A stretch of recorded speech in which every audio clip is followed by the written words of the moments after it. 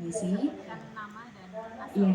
Baik, perkenalkan nama saya Eriz Rizkiatul Farhi. Saya dari mahasiswi dari Universitas Muhammadiyah Bandung, alumni dari Pondok Pesantren Kebon Jambu Al Islami Babakan Ciwaringin Cirebon. Oke, di sini saya ingin memberikan sumbangsih dari pemikiran saya atas dasar konstitusi. Mungkin nanti dalil keagamaan bisa ditambahkan oleh para ibunya yang ada di sini. Yang pertama dan yang ketiga, saya izin untuk mencoba menjawab pertanyaan nomor 1 dan nomor 3. Apa hukumnya perlindungan terhadap pemaksaan perkawinan? Terus yang ketiganya adalah bagaimana hukumnya memberikan peraturan perundang-undangan gitu kepada atau sanksi pidana kepada pelaku pemaksaan perkawinan. Untuk pertanyaan nomor 1 dan nomor 3, saya sepakat bahwasanya hukumnya adalah wajib. Atas dasar apa? Yang pertama, Undang-Undang nomor 1 tahun 74, Undang-Undang Perkawinan nomor 1 tahun 74 itu belum mengatur hal tersebut. Dan ibu bapak sekalian perlu mengetahui bahwasanya bayangkan saja Undang-Undang nomor 1 tahun 74 dibuat tahun 1974. Jika bicara Al-Quran, Al-Quran adalah rahmatan lil alamin yang berlaku untuk sampai kapanpun gitu. Nah, sedangkan undang-undang adalah buatan manusia, maka perlu adanya revisi. Dan perlu diceritakan juga, undang-undang tahun 74 itu hanya baru satu kali mengalami revisi, yaitu undang-undang nomor 16 tahun 2019 terkait batas usia anak menikah gitu ya. Nah, kemudian baik, jika di undang-undang tidak mengatur hal tersebut, maka kita akan bicara dasar hukum yang kedua atau landasan hukum yang kedua yang dipakai di Indonesia itu adalah kompilasi hukum Islam. Di kompilasi hukum Islam memang tidak jabarkan secara khusus. Saya setuju dengan yang dikatakan oleh Ibu Nur yang kemarin dari Malaysia. Itu bahwasanya beliau mengatakan di Malaysia itu dia atur boleh pembatalan perkawinan apabila ada pemaksaan. Ya, betul. Di Indonesia juga ada itu. Pasalnya ada di kompilasi hukum Islam. Tapi apakah hal tersebut hanya akan dibatalkan setelah perkawinan terjadi? Jadi saya harap ada pasal yang mengatur dan luaran dari KUPI ini dapat mendorong atau mendobrak dengan ajuan ke depannya, karena jangan sampai kita tuh hanya menanggulangi bencana yang sudah terjadi gitu. Tapi alangkah baiknya kita mencegah hal tersebut. Ya, nah kemudian baik itu yang pertama, belum ada sanksi hukumnya. Tapi apabila tadi di undang-undang bahwasanya sudah dikatakan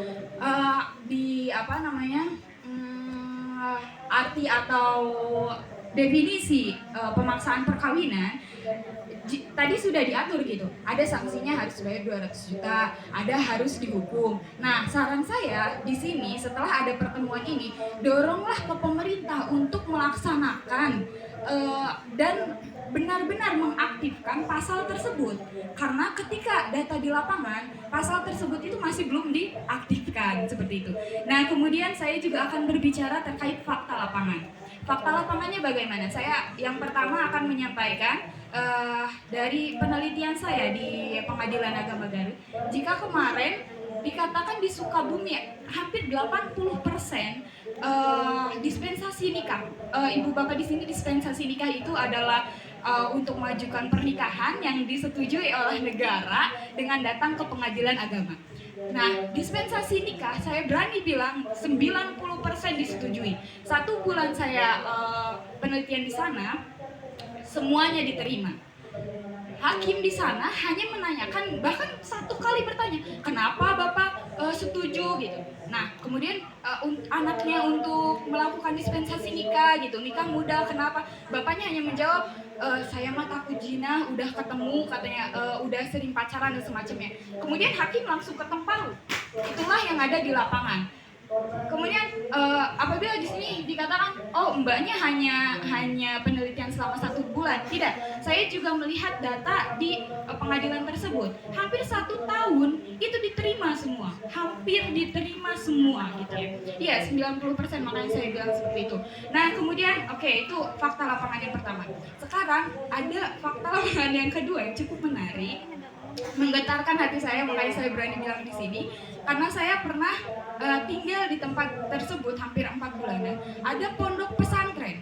Saya berani bilang pondok pesantren sudah besar. Cabang di Indonesia sudah banyak, bahkan di luar negeri sudah banyak. Hubungan relasi antara pengasuh pondok pesantren tersebut dengan pemerintahan ataupun lembaga-lembaga luar sangat baik. Tapi Bapak Ibu tahu apa yang terjadi di dalamnya? Terjadilah di sana mendorong para santrinya untuk nikah muda. Bahkan beliaunya juga beliaunya juga memiliki istri yang ketiga, istri ketiganya masih 16 tahun ketika menikah dengan beliau. Lebih dari ratusan, lebih dari ribuan santrinya seperti itu. Nah, saya khawatir gitu di sini, jangan sampai ini tuh menjadi isu yang biasa gitu, karena bahkan karena ulama juga gitu kan, pemilik pondok pesantren itu melaksanakan perilaku seperti itu, menjodohkan juga santrinya, bahkan yang masih kelas 2 SMA boleh katanya kalau mau menikah seperti itu. Kalau misalkan ditolak sama negara, boleh ajukan saja ke saya. Seperti itu fakta lapangannya yang saya temukan. Baik. Oh iya, pondok pesantrennya di Jawa Barat pusatnya. Saya tidak bisa bilang di sini.